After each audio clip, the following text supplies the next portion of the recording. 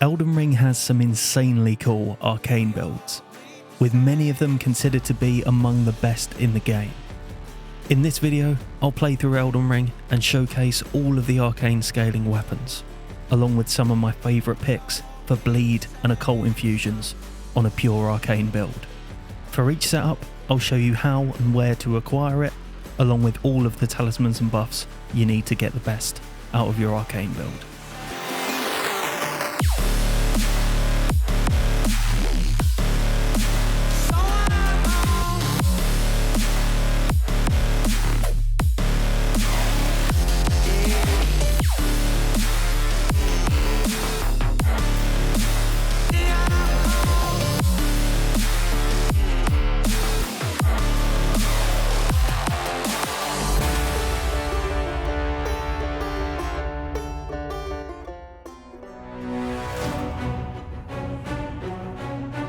So make your character, bandit starting class, and choose the golden seed as the starting item. Then follow my standard setup guide for the golden seeds, sacred tears, and all of the smithing stones you need to get to a plus 16 smithing and a somber 6. Like the ultimate strength guide, I obviously dropped myself a bunch of extra stones to use all of these weapons in a single playthrough, but you can definitely do a few of these builds in a single playthrough if you want to. Head to Fort Fareth and kill Grail with the Bleed Grease and the Morning Star.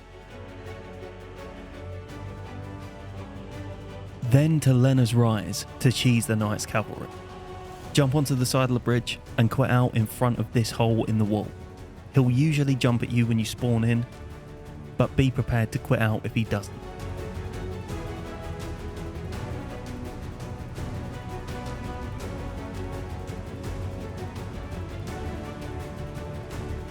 So without doubt, the best early game Arcane weapon is the Reduvia.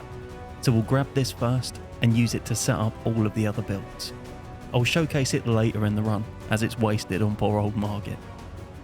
For our first Arcane weapon, we're going to go for the only Arcane scaling fist armament. To get it, all you need to do is head into the village of the Albinaurics and grab the first half of the Haligtree medallion. After retrieving either of the medallion halves before killing Fire Giant, heading back to the round table will result in you being invaded by Ensha. Kill her for the clinging bow. For a physic, as there's none to boost arcane damage, we're going to head south from the Third Church of Marika to grab the stamina physic under the Minor Erd tree, then southwest from there to the Mistwood Ruins to grab the Axe Talisman for later.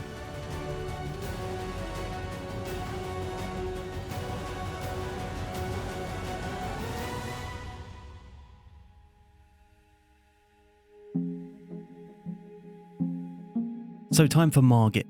The Clinging Bone is really good.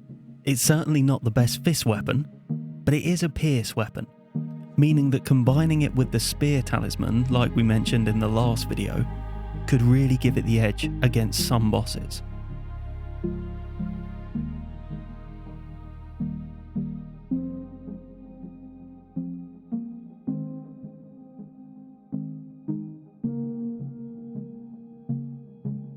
Once again, I'll only be using runes that I get from killing bosses in this run.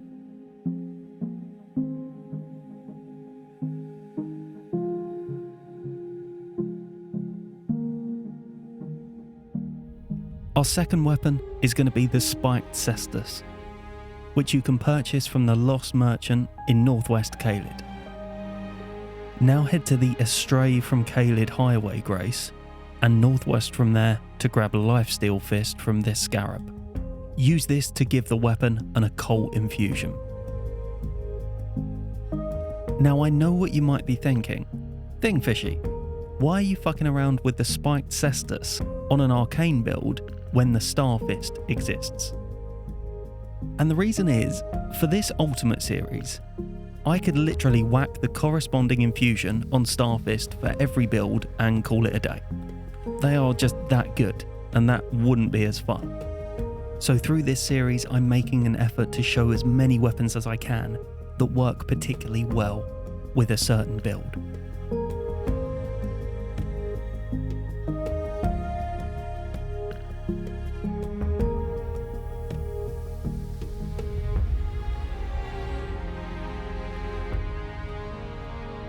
Next up, head into Volcano Manor and light the prison town church grace. Then double back into the darkness to kill the Bloodhound Knight for Bloodhound Claws.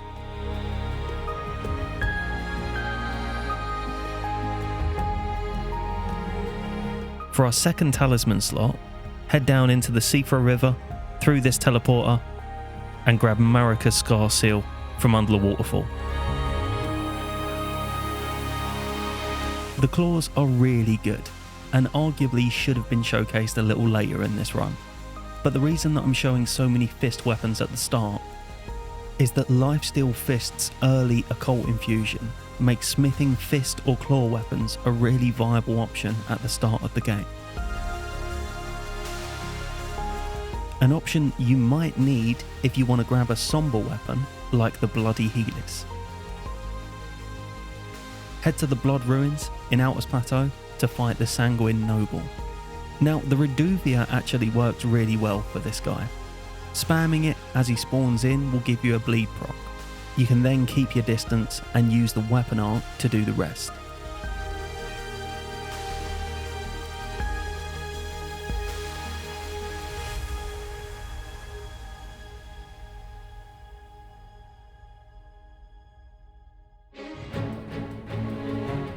The Bloody Helix is an incredibly cool weapon, and its charged attacks do great damage, and the weapon art is particularly stylish.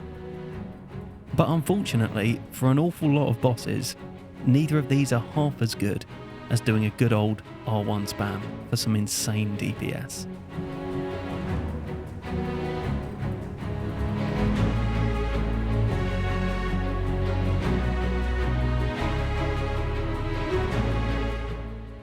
Next up, for a classic, the Uchi.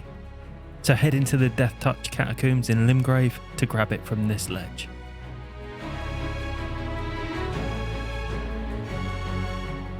And to optimise it as much as we can for an Arcane build, we're going to head to Fort Height, south of the Mistwood, to kill the Knight at the top for the Bloody / Ash of War.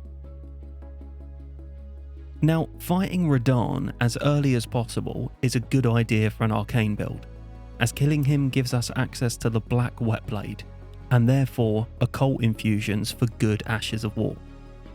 The lack of it at the moment though means that we have to do this fight with a bleed infusion. Our base damage isn't great on this infusion, but the amount of bleed we're doing with our Arcane scaling means that this setup is still incredibly strong.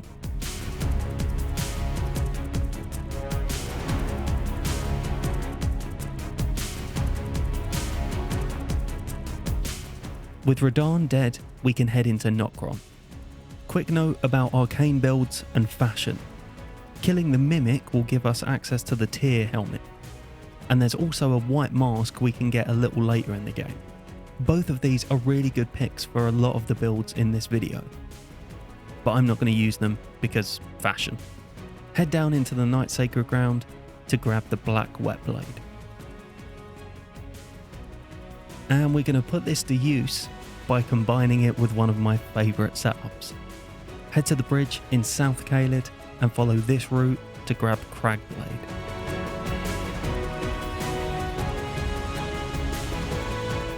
So, occult infusion or bleed for Arcane builds? The answer to that question depends on what you want your main source of damage to be, and your weapon's bleed stat. Occult infusions will give you far higher base damage, but lower bleed. Bleed infusions will give you loads of bleed procs, but with low base damage. For most weapons, on a pure Arcane build, Occult is the way. But as you'll see later, it's sometimes better to use the seemingly inferior bleed infusion. Using an Occult infusion on the Morningstar is a no-brainer. We've got the same stagger damage with Cragblade as normal, and combined with the increased bleed, this is a very formidable and immensely satisfying setup to use.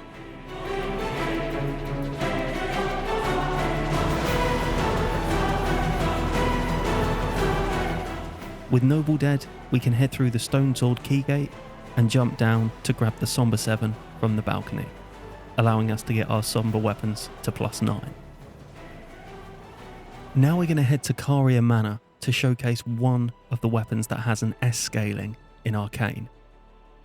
If you want this from the start, you can run into the corner of Loretta's arena and quit out to disable her AI. I saw a couple of people saying that this was patched recently, so I wanted to check it, and it's not.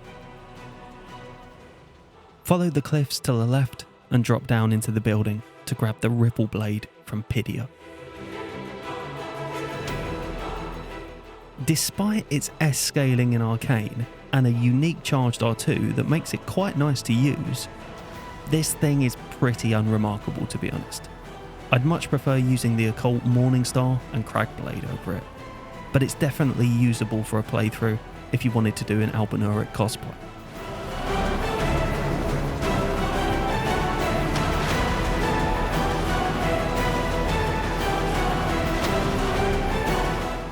Now it's time for what I think might be one of the most useless weapons in Elden Ring, and one that also looks really good on paper because of its S-scaling in Arcane.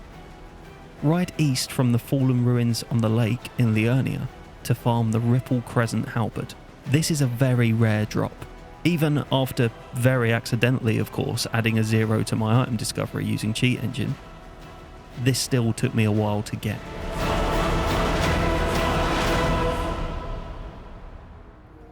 But the real question is, why would you farm this weapon in the first place? As despite the halberd's S scaling in Arcane, it's also the only Arcane scaling weapon that doesn't inflict any statuses, and can't be infused with any either. This is a bonky halberd that scales with Arcane, and isn't really that great. It is buffable, but even when infused with the strongest bleed grease, it's still not as good as most of the weapons on this list. Unless I'm missing something, this is not one to use.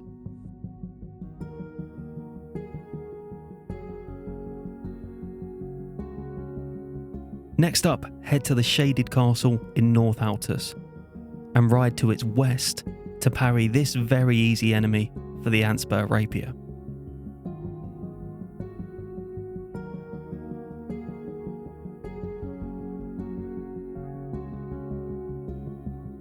Then head down through the Shunning Grounds and into the catacombs below Lane Dell. Get catastrophically lost for 20 minutes. Then grab the Lord of Blood's exaltation by killing Esgar. The beast repellent torch makes this fight a little easier. It can be purchased by the merchant in West Caelid we got the spiked cestus from.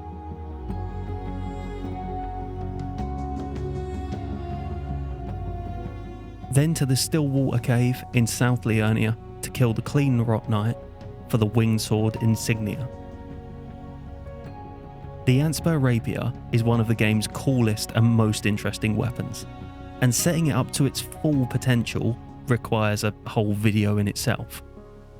Happily, I've already made that video, so go check out that far more complicated and optimized setup if you want to get the best out of this thing. For the lazier setup, I simply infused it with bleed and poked away at Morgott for big bleed damage and a Scarlet Rot proc.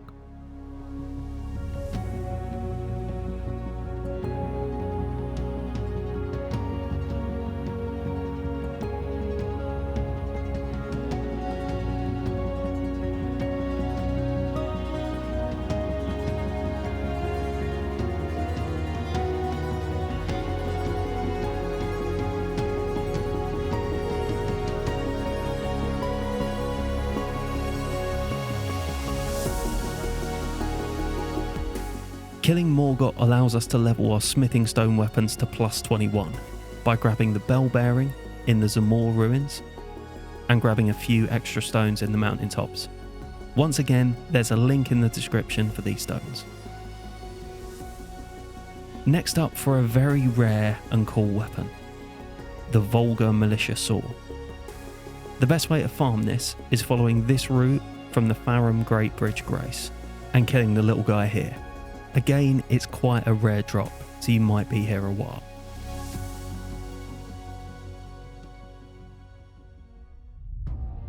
Due to my accidentally increased discovery stat, I got the armour as well, and it's one of my favourites in the game. I'm wearing it for good fashion, but it makes no difference to any of these builds. Having access to the mountaintops is a big moment for any Arcane build, as it allows us to grab the most busted bleed Ash of War in the game, Seppuku. Head on to the frozen lake and kill this scarab for it. So the largest enemy in the game versus the smallest halberd. Here's how that goes.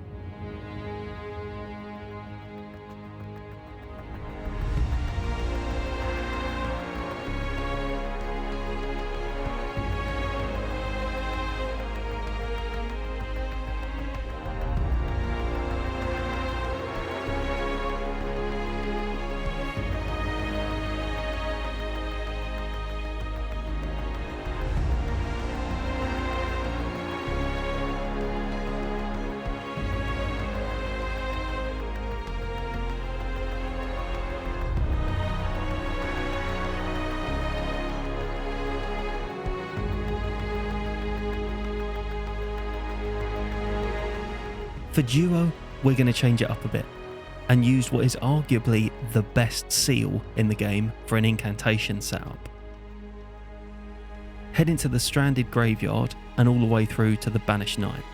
Kill him for the Dragon Communion seal. To get set up for an incantation Arcane build, we'll head to the Putrefied Ruins in Liurnia for the Two-Finger Heirloom. Down the cliffs from the 4th Church of Marika to grab the Faith Tier. Then head into the High Road Cave in Limgrave to bully the Golem for the Blue Dancer charm. To Fort Gale in Caelid and around the back to grab Flame Grant Me Strength. Through the battlefield from the Bridge of Iniquity for Golden Vow. And finally into Argyll Lake, down into the cellar to be abducted to the Celia Crystal Tunnel and run through to grab the Faithful's Canvas.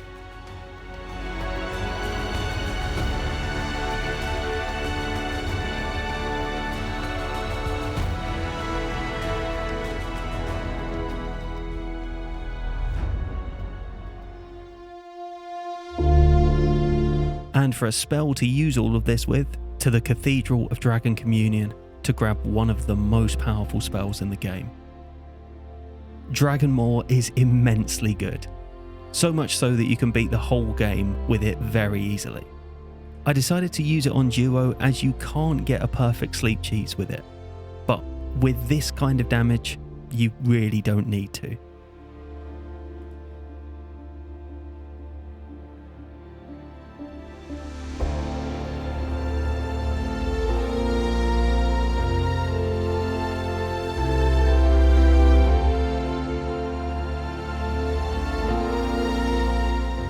As the Draconic Sentinel is a bonus boss, I couldn't help but throw an Occult Infusion on the trusty Spiky Bonk to see what the damage is like. And yeah, I say overall this is pretty similar to this weapon on a strength build. This thing and the Starfists with Occult Infusions would be far better choices for an Arcane build than some of the actual Arcane scaling weapons I'm showing here. And I'd say that's probably true for a lot of melee weapons with innate bleed. But again, I didn't want to do a whole Arcane video using non-Arcane weapons. For the next one, we're going to head to the 2nd Church of Marika in Alsus to kill Eleonora for the Pole Blade.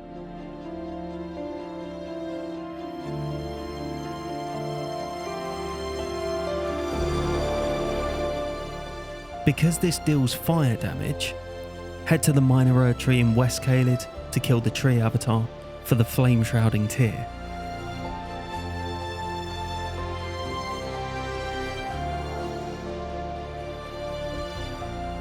Then to the top of Fort Lyde in Mount Gelmir for the Fire Scorpion charm.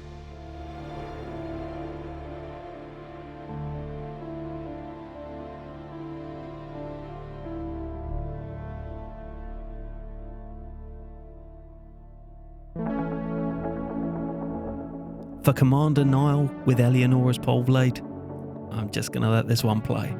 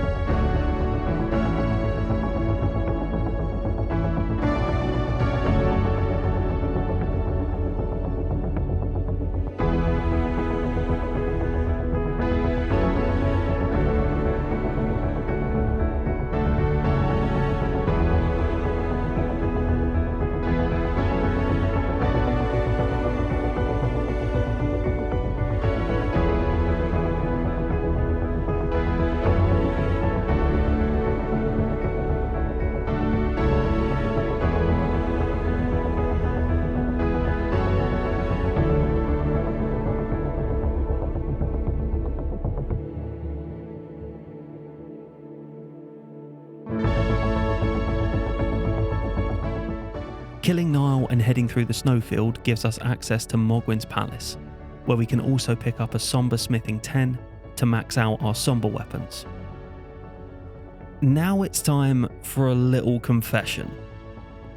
When I said I'd be showing off all of the arcane scaling weapons in this video, I was slightly lying. There's one that I'm not going to show. By invading Vare in Mogwyn's Palace, you can get Vare's Bouquet, widely regarded as one of the worst weapons in the whole game. This thing does pitiful damage, even fully upgraded with all possible buffs, and it's a late game weapon. So the only reason you'd use this thing is if you wanted to deliberately, utterly torture yourself fighting late game bosses with a weapon that does less damage than most level 1 builds. Anyway, there's a bow that scales with Arcane, and if I use that I'd have to farm for arrows, and I fucking hate farming, so let's go give Malekith some flowers.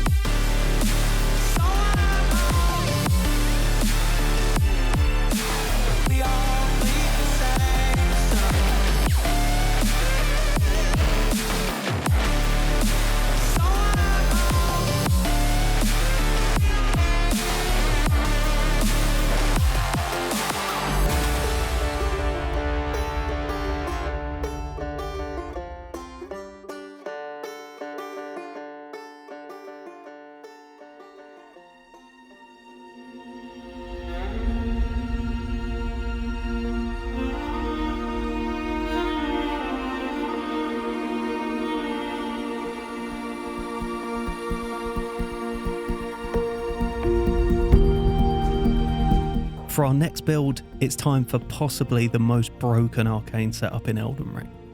Head to the Church of Pilgrimage in Weeping to farm the Bandit's Curved Sword from the skeleton outside. Then to Mount Gilmere, get the Scion to yeet himself off the cliff, and then head down the ladder for the Scavenger's Curved Sword.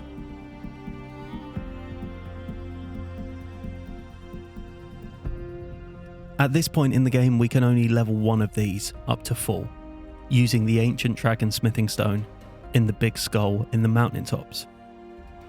Then to the merchant on the west coast of Weeping Peninsula to buy the Lost Ashes of War and duplicate seppuku and apply it to both of your swords. Now the buffing order is important here, as it only works one way. Buff the right hand sword first, then switch to the left and buff that, then two-hand both. Then realise that was the wrong order, panic, buff the left one first, then get one shot because you're a fucking idiot.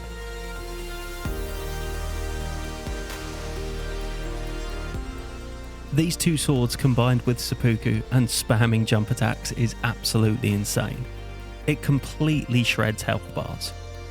Importantly, you actually want to go for a bleed infusion here rather than a cult. While a cult will do more damage on each jump attack, bleed will actually kill Mohg 2 jump attacks faster because the bleed procs are the main source of damage. For a fight like Radabeast with these things though, a cult would be the way.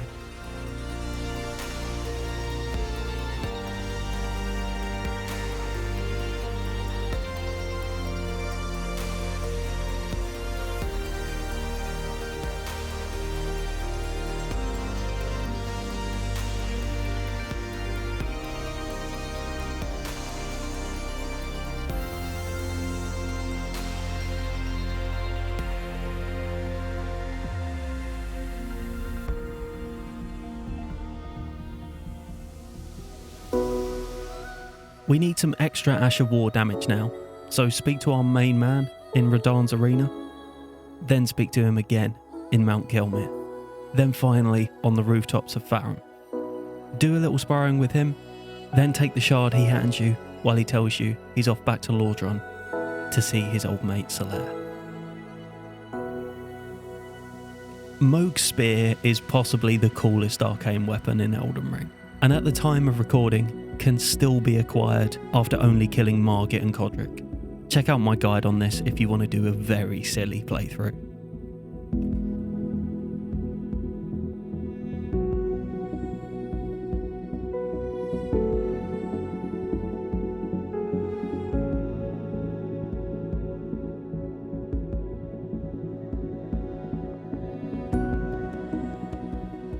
And it's got us from Limgrave to the base of the Erd Tree, so it's now time to show off the Reduvia.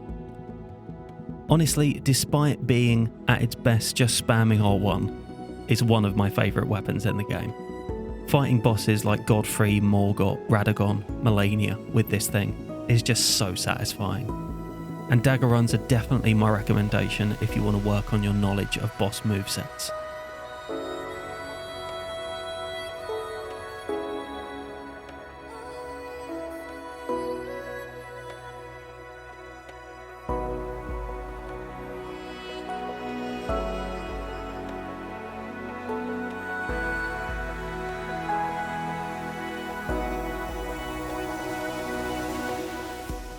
Our next weapon is one of the coolest armaments From Software has ever designed, but unfortunately it does take a bit of effort to get.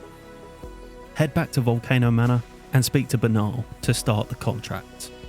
How early you can do all this very much depends on your PvP skills. As mine are rather lacking, this has always been one that I'd like to try and figure out some consistent strats to get this weapon early for. So I might try a full build guide for this weapon at some point. The third invasion is Hoslo, and he is super dangerous. Keep your distance and spam the Reduvia's weapon art though, and he's not too bad.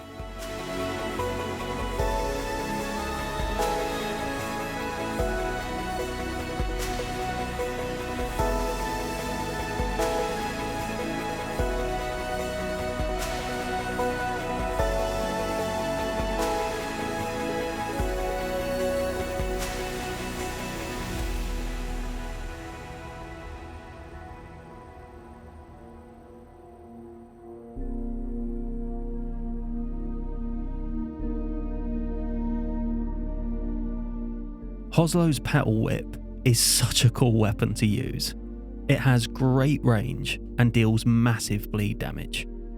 For a full playthrough with this thing, I think I would chop and change between occult and bleed infusions, depending on whether I was going for quick or heavy attacks in each fight. I like charges and parries for Loretta, so this is occult, but I can imagine going for bleed on someone like Morgott or Malenia.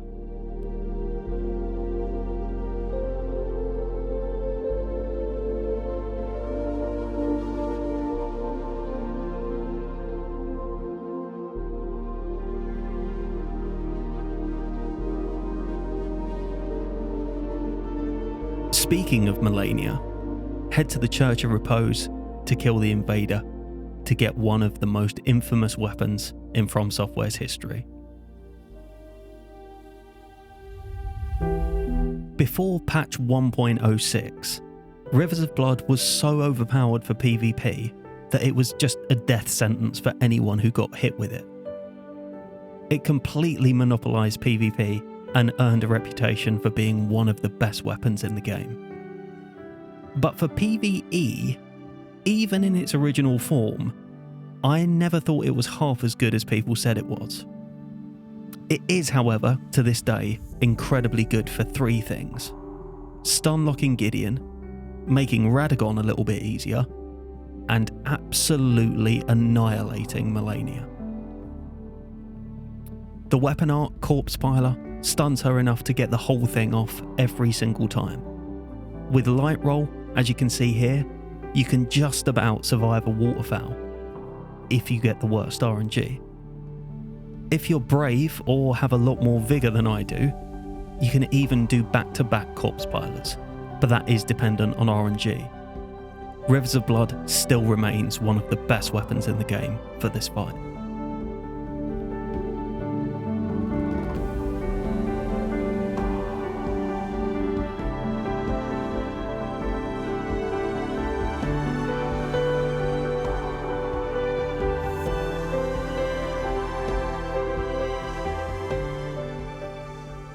For Plassi, I went with dual katanas, bringing back the Uchi, but this time with seppuku and an occult infusion.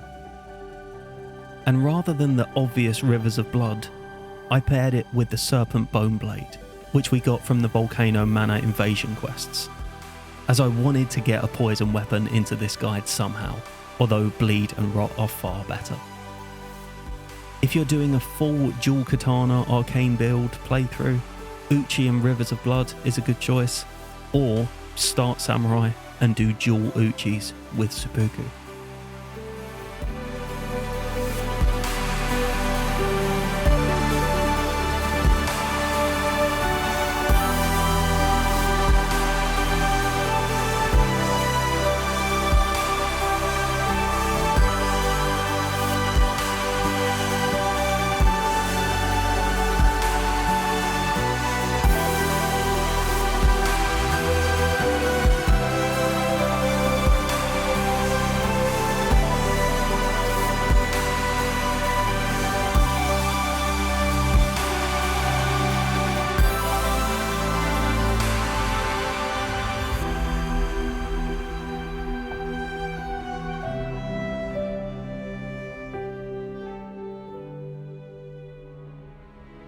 To set up our final weapon, we want Millicent's prosthesis, so head into the Aeonian Swamp to kill Commander O'Neill. If you want to get this talisman early on an arcane build, you can Poison Mist him and cheese the Apostle on Torrent. Follow Millicent's quest until she appears at the Erdtree Gazing Hill, then into the Shaded Castle to grab the Valkyrie's prosthesis. Then while you're here, right up to the top to kill Elamir for our final arcane weapon.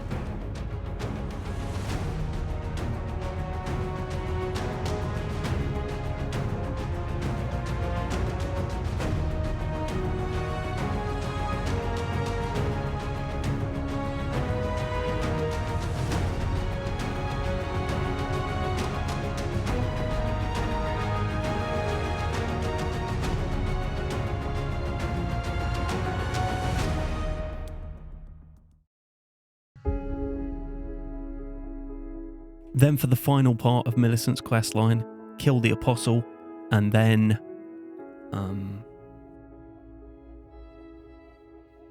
Then to the Erdtree avatar in the snowfields to grab the thorny cracked tear.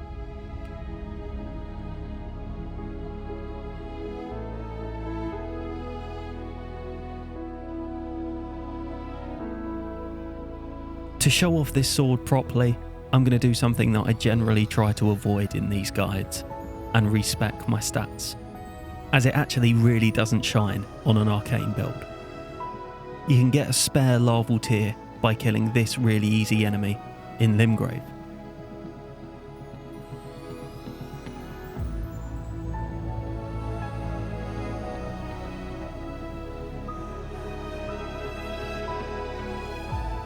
The Mariah Executioner's sword, along with its smaller sibling, the Regalia, is infamous for its weapon arts ability to do completely silly damage to bosses. A full build guide on this weapon is one of the most requested vids on my channel, so I will try and work that in before DLC.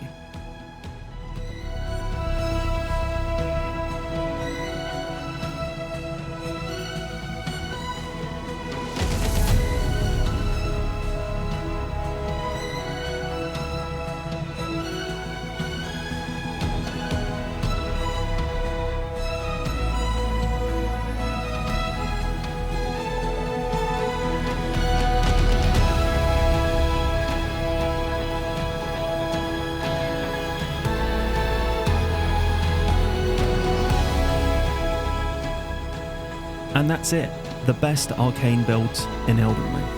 If you tried any of these builds and have a favourite arcane setup, let me know what it is in the comments. As always, thanks for watching. See you soon.